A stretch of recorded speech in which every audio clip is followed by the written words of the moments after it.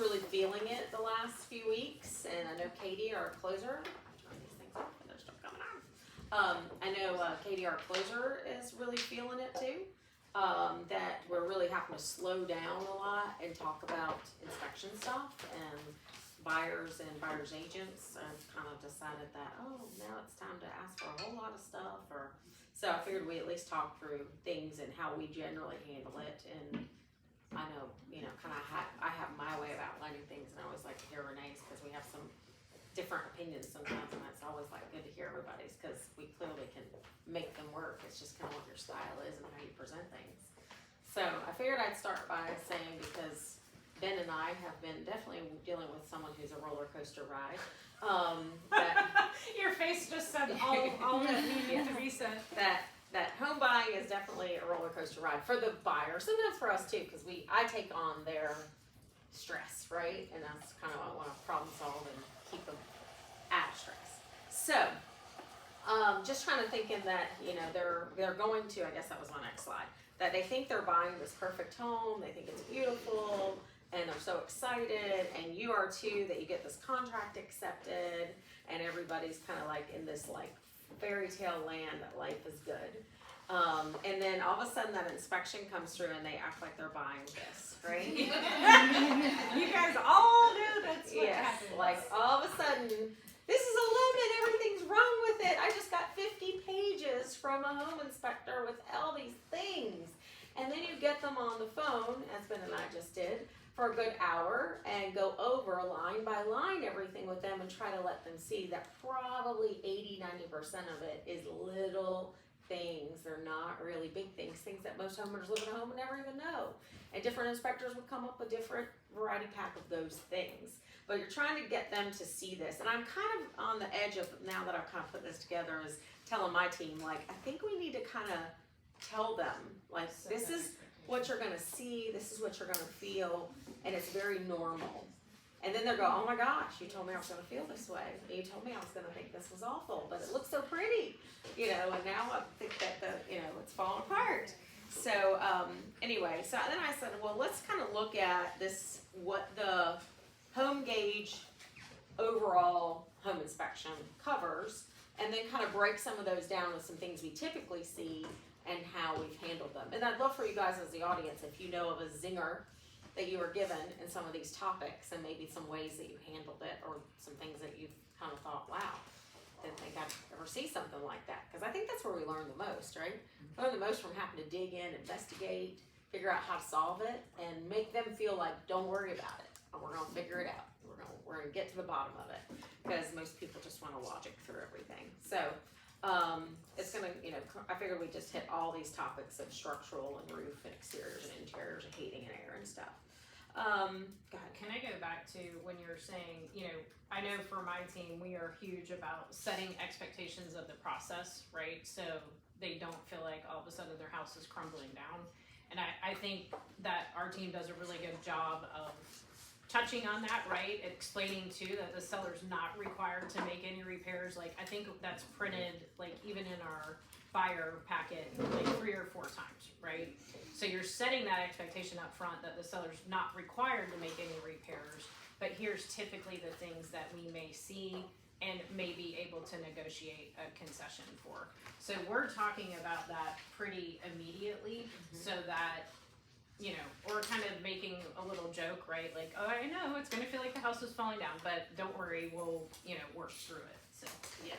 Because I do think when they'll go, oh yeah, you told me this was going to happen. I don't think I really heard you or believed you at the time, right? Yeah. And I can tell you too, a lot of consumers, I think because of the world we live in and the way things are consumed online and so quickly in short snippets through TikToks and things of this nature, that we experienced it. So it's really good because it was a very detailed analyzing of a home inspection, that the buyer didn't even read what it said, right? He read something in the plumbing section that was saying a tub was, dripping, leaking, and what it said is when it's engaged and it's pulled to be a shower, the diverter let a little bit more still drip out the bottom. Y'all, probably every home in America that's more than 5 years old is gonna have a little bit of that, right? And nobody's dying, nothing's breaking, the water's not going anywhere but in the tub the same way the water coming out the shower is. But the way he read it was, oh my God, we got a leak. Like, it's leaking, it's always dripping, and like, that's not what it says. And you have to slow him down and read it out loud to him and say, this is what it means. And he's like, oh. Then it wasn't such a, we gotta get this fixed. Like, be nice if it gets fixed, but again, I don't think it's a make or break in anybody's world, and it's a secondary bathroom. He's gonna live downstairs and never even go up there anyway. So let's be cool about it. So I figured we start with structural. I think people definitely hear the word structural and they get really scared and scary. When a lot of times structural is just, some wood, some nails, some brick and block, and it's kind of the inexpensive, stuff that comes into play. So I know I hear a lot and we see a lot through our inspections of hairline cracks. At least I feel like our main inspector that we use qualifies it and says, if you want an engineer to look at it, but in my professional opinion, there's not any concerns here, right? But I think a lot of other ones don't quite go that far. They just kind of like what I call light the fire and run and say, hey, you might have a problem here, go figure it out, right? And then they're like, oh my gosh. And then I think because of that, sometimes we have homes that over the years have slightly had some settlement, probably even happened in the first year of life of the home. And maybe a door rubs a little, maybe rubs seasonally. I've got one that I won't have a year plus old home and it rubs seasonally. It's just wood gets a little bit more heat and air into it and things like that. Or you have those, what I call the doorway corners where the crack comes off the corner a little bit. Again, they're pretty common. Doesn't mean the house is falling down. Doesn't mean at some point somewhere a little shift happened. I think it would be interesting as the homeowner. I always felt like if I patched them up, if they would return, meaning the house was still moving, that'd be kind of a test, but that's hard for a buyer to do, but that would be something to kind of, wonder if it keeps on going. I think that people do freak out a lot about the gaps between a floor joist and a pier in the crawl space, because all it means is somewhere there was a little bit more room that the floor could have a little flex in it as you walk on it. But as we learned over the years, shims are just little blocks of wood. They just kind of put in there and that's it. So I've had a lady almost walk out of a deal because of that one right there. And I was like, whoa, we're talking about like $2 worth of wood here. She just didn't know because she's going around and talking to friends and family, got a hold of that inspection and heard those scary words of it's got a structural problem. I think along that lines too, a lot of times that we'll get, and I find that this happens a lot in Cary, depending on late 80s, early 90s, where piers, they're side loaded. The framing on them are side loaded. And that always seems to also be one of those other big things. And what if anything, do you feel like you tell people when they see that? I mean, that's a tough one because technically, there's their practical, like when they built it, right, by plan, something was off when they did the framing, right? So the piers are normally in the right place, but the framing might have been shifted 3 or 4 inches. So it's not a significant difference, but the design of the piers are that they're supposed to be center loaded. So in that, I do think it's a little bit bigger deal than shims, but again, it's trying to explain, especially if you're on the seller side, something that's been like that 30, 40 years, why is a buyer making a big deal about this? And so, in that instance, the repair for that is, bounding into that, or binding into that existing pier, and that does have more of a cost than, the shims. Right. But again, I think it's trying to get everyone, to realize that sometimes the house has just been like this and it's okay. Right. Or floor deflection, that's another thing we see a lot too. Yeah. Because if someone's built in the 80s or the 90s at this point and nothing is falling apart because of it, the logic is it's sound, right? And I think most engineers who are more what I call the common sense engineers will come in and go, yeah, not technically correct, but is it sound? Does it look like it's going to really fall in or cause any detriment? Probably not. We do see a lot of cut joists in crawl spaces or rafters in attics because, I don't know if you guys know, but when a house is built, the framing gets a check off from the inspector and through the process of getting a CO. But they go home and say, I did a good job and got paid. and then the mechanical people come through and start running wiring and plumbing and HVAC. And if something's in their way, they just hack through it. And they don't think about, like, that's not really allowed. It happens all the time, and clearly the builders don't yell at them enough about it, because it happens all the time. So once it's found, typically, a lot of people don't do new home inspections, so it seems to be that next homeowner finds it. And I'd say if it's cut in the, crawl space, a lot of times they just recommend some jacks or something, either sistering or something supporting from below, so that these two ends that are hanging with pieces cut out, have some kind of support. Even if nothing really seems to be going wrong with it. And I think the same thing in attics. See a lot of what I call like skinning back over and sistering similar size wood over something, reinsures. Now we have transferred that kind of load across of it. I've noticed one builder, which I think is pretty cool, because again, these roof trusses get cut quite a bit. I feel like it comes up like every 1 out of 3 new construction type homes. But I have noticed a trend lately that the builders are actually stapling the structural engineer letter right to the truss, so that when they go to resell, or your buyer is, purchasing that home, it's right there, right? So no one's having to kind of comb through paperwork or do something like that. So yeah, my next door neighbor, they sold about a 2-year-old home. And it was discovered in the inspection that something was done about it, but somebody wanted to know, well, was it done right? And fortunately, the builder had supplied a letter, which they kept in their files to show that they found it during their inspection and it was completed and done right. So I think that's a big thing as an agent, is not only that you might have an engineer give a letter and make a recommendation, but someone, whether you leverage that back to the seller to close the loop because it was their problem and you discovered it, but I would recommend someone pay for a second trip charge to seal that what they said to be done was done. Because that's where the gap sometimes happens, that now you thought you did a Calvarus thing and found things and helped your client, but then they call you 4 years later to sell it, and the same thing comes up and you don't have something to close the loop that shows that it was done. Let's see, exterior. I would say the most common things I see over and over and over again, and I try to calm the waters, is hardboard siding having damage, water and puffiness, and just that whole, like, took on some type of, moisture. And then I'd say if it's vinyl siding, I get some that something's flapping or loose, needs some nails. Yeah.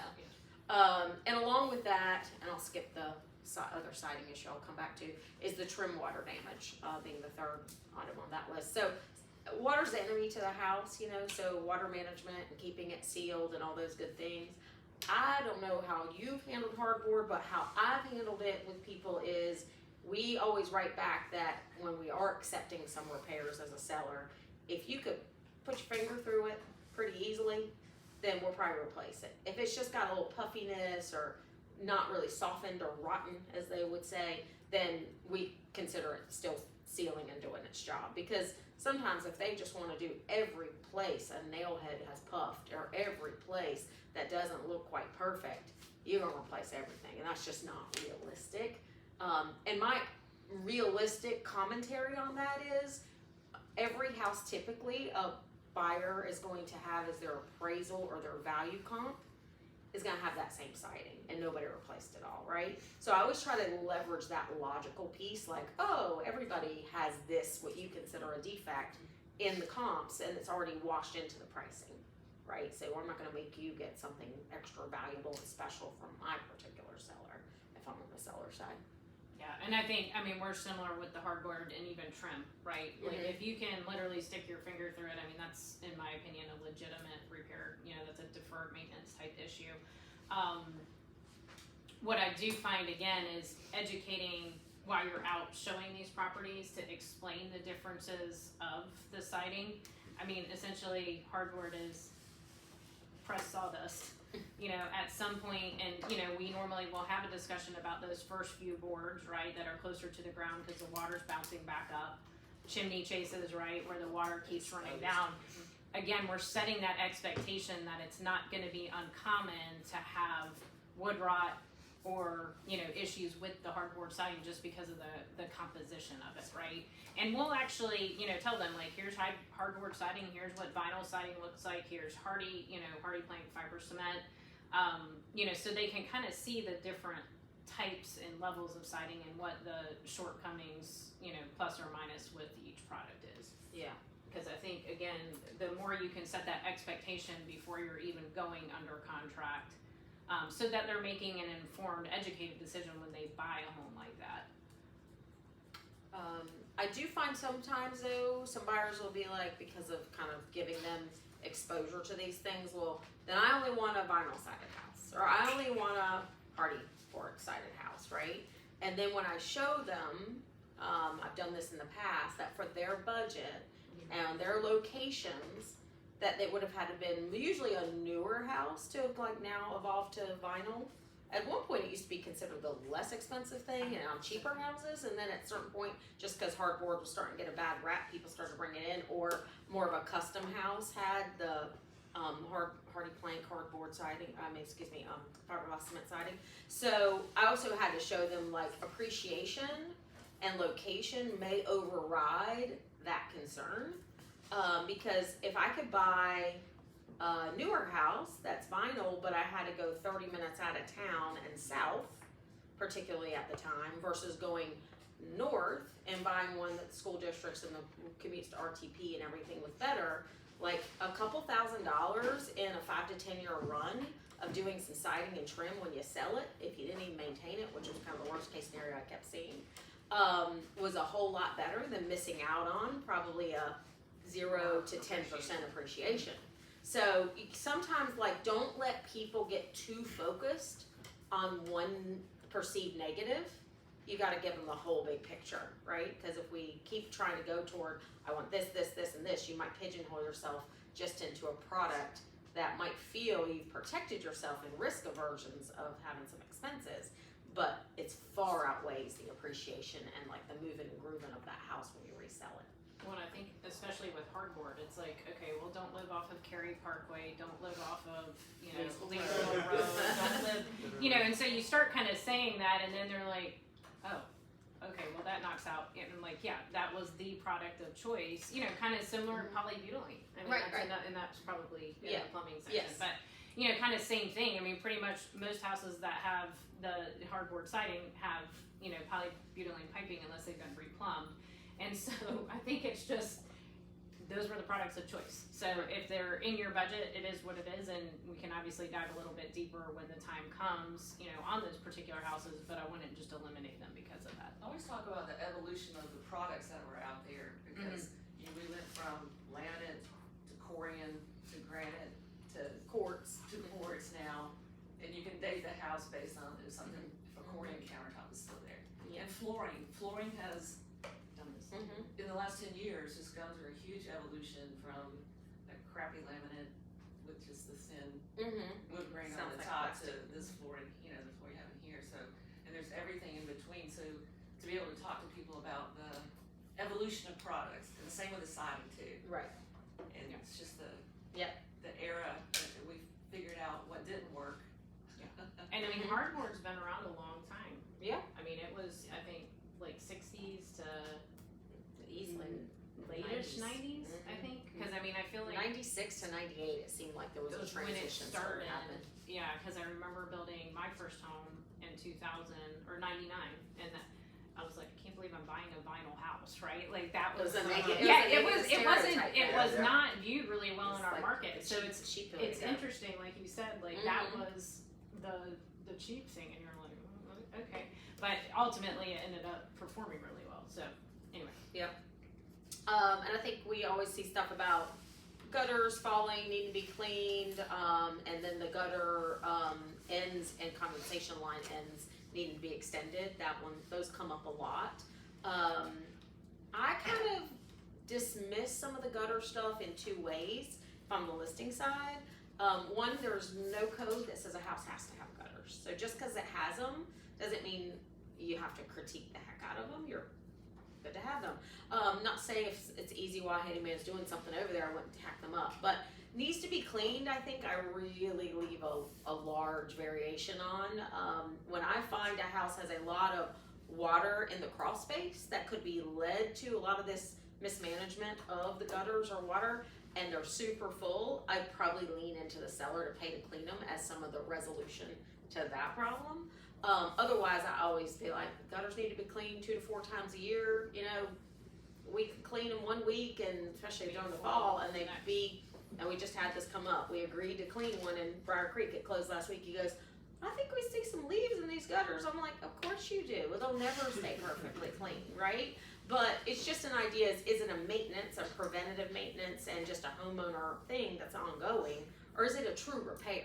Well, and I would think too, like if you're walking up to a house, you know, listing or even showing it to a buyer, and you're seeing trees grow out of the gutters and those kind of things, Exactly. you're probably making a recommendation like, hey, we need to get the gutters professionally cleaned before we're even going on the market, right? Right.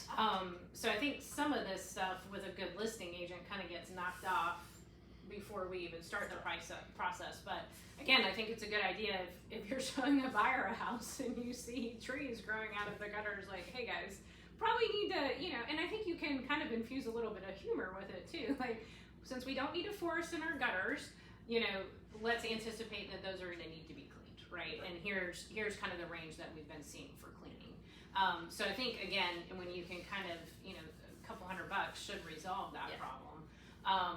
But I think again, they're going to feed a lot off of your personality, and if you're making a big deal about it, they're going to make a big deal about it. So. Yeah, that's true. Lead them with what's important and give them the energy they need. Cracked or heaving in concretes, walkways, driveways, and sometimes actually even in the garages. I know for me, I always go back with, you know, if you were here probably when the house was built and the builder walks you through, they say concrete's going to crack.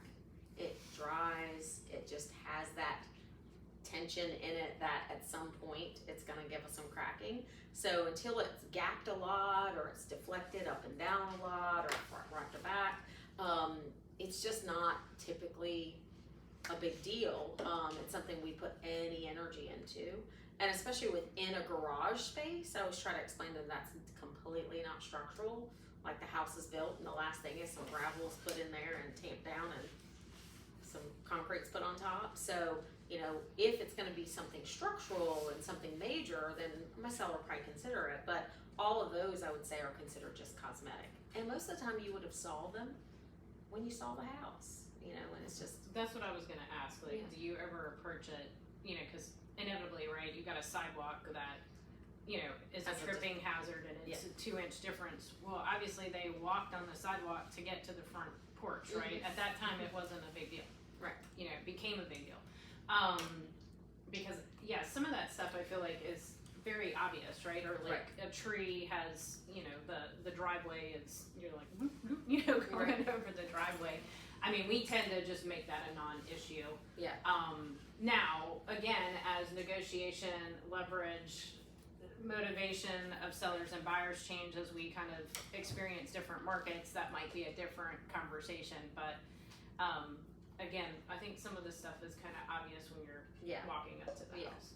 I kind of wish inspectors almost would qualify some of this stuff a little bit more, like make that secondary list of things that are, hey, these are new code and, you know, just safety. So I'm mentioning them in case you're interested, Mr. Buyer, because most sellers, you know, aren't going to be updating and running around and changing things. That house has been that way since it's been built, and things like this concrete stuff too. Like, hey, just noting in case you were worried about tripping hazards, but because they put this alarmist language in there, not intentionally, but most of them have this boilerplate language.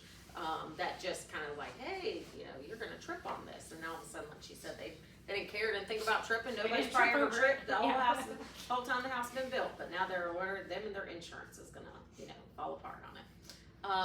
And then the next part was kind of putting some commentary on the grade or the holes in the yard or some kind of swampy yard.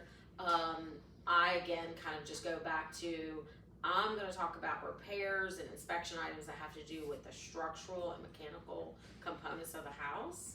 I'm not getting into landscape, grade, and yard. I think sometimes grade might come up a little bit if we're getting a lot of water in a crawl space. That there may be something there, but I tend to defer away from that for buyers and sellers. And if somebody knows the yard and what have their uses, they're gonna have kids and dogs or plant gardens or something, you guys need to know that when you're going around with them as the buy sides, and like just check some of that out and make sure that they're satisfied with it, because you're not gonna likely get a seller to start changing the landscape of their yard.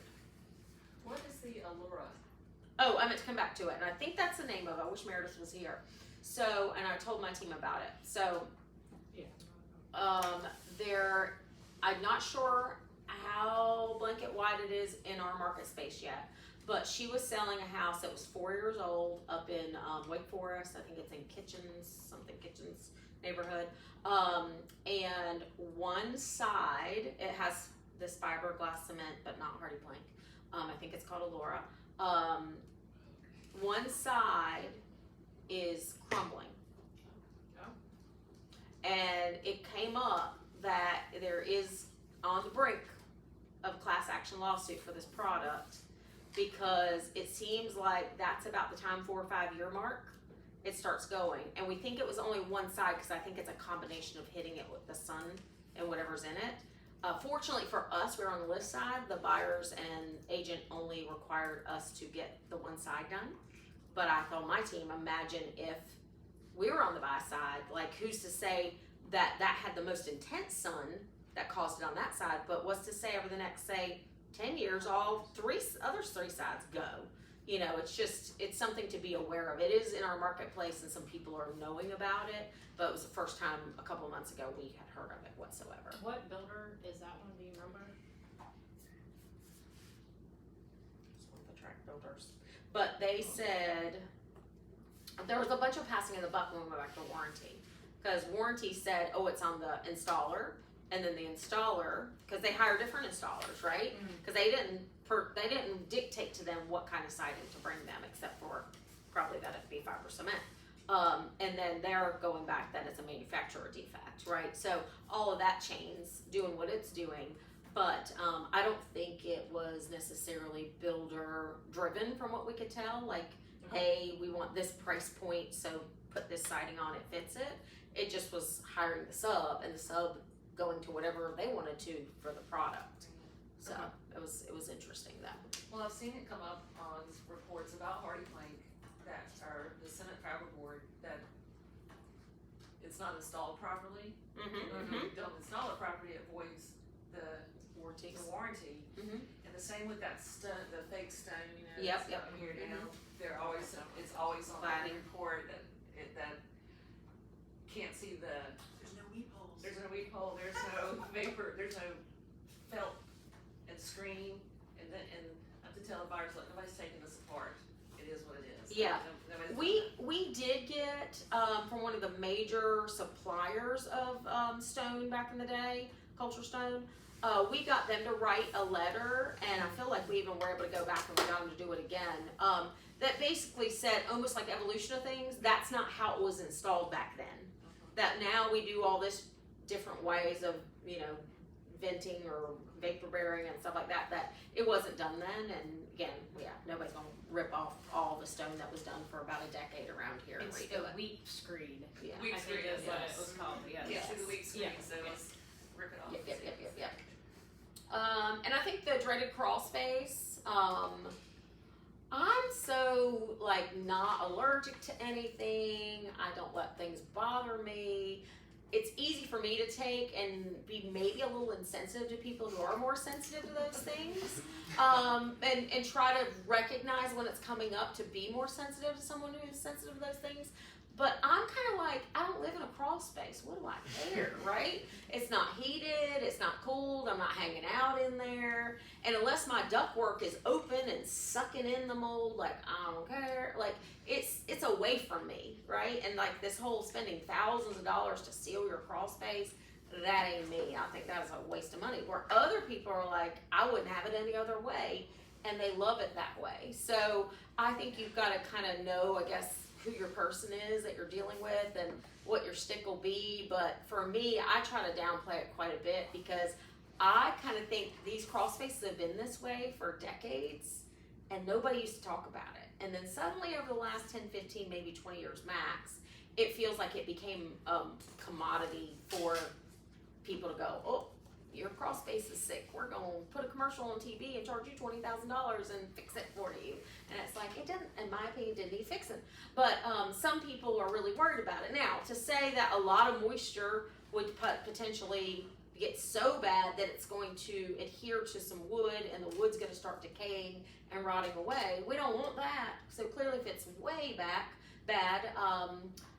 I use Bob Mellon. I don't know if you still do Bob Mellon, but Jimmy, you know, when they would write things up like, hey, they would tell us jokingly when we were there, like, it's kind of moldy under there. They're like, so much it's growing sweaters, right? That's what he would say. And it just means it's really fuzzing up and really causing problems potentially. Then, yeah, we want to get to the bottom of, do we need to dehumidify? Do we need to find out where all this water's coming from and push it out somewhere else? And then do we need to then get somebody in there to clean it all down, and if something's damaged enough, sister it or replace it? Sure.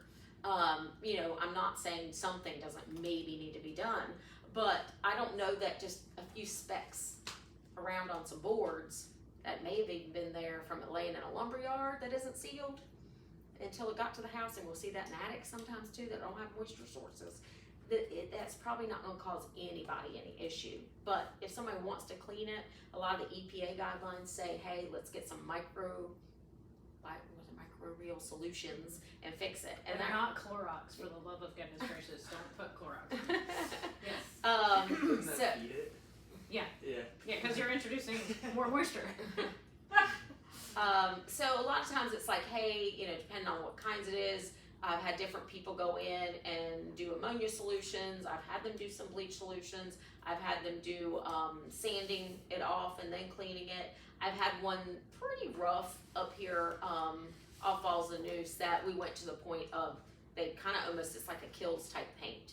That once they cleaned it, they just totally painted it underneath and sealed it, and then you didn't worry that the wood had these things on it. It just made everybody feel happy about it. So that's kind of the things to just be aware of.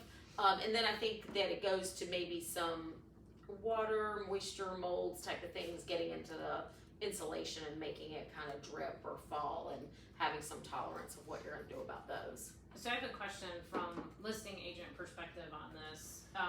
I know, like, if I have a home that has probably been sitting 20, 25 years, has never had an inspection done, you know, my feeling is I always feel like the crawl space is the deal killer for a lot of folks. So as soon as, if a seller says, hey, yeah, I've had issues with water in the crawl space or something, it's like, okay, time out, let's just go ahead and get the crawl space person out here to address, you know, what needs to be addressed so that we're not dealing with it, you know, once we're under contract. And I find that most people are fairly receptive to that, because I feel like, you know, I do a lot of sales where people are transitioning that they've been in their family home for like 40 plus years. They've never had the crawl space inspected, and it's like, hey, let's just proactively do this. Earmark about $5,000 to address whatever in the world is going on down there. And it might be nothing, but again, since we know this is probably the number one deal killer, it's like, let's head that off before we even go down this path, because their solution is going to be a lot more reasonable than what they're going to have to negotiate with a buyer, I think, you know. Yeah, a lot of times us managing it and being in control of it is a lot less expensive. Yeah. Same thing, putting carpet in or any of those things. You know, buyer thinks I need 10,000, and it's like, it was 3,500. You know, Yeah. for us to do it, and they would just have bought it if it was just already in there. And then if you have, you know, a buyer that is sensitive to environmental, you know, things, all of a sudden, you know, something that maybe would cost $3,500 to address, all of a sudden, you know, they're They want it expecting that a way. sealed crawled space and $20,000 later, right? And more than likely the deal's gonna fall apart over it. So I think, you know, knowing your client, like you said, like if they're gonna be sensitive about that, because it's really hard to avoid crawl space moisture. I mean, we live in North Carolina.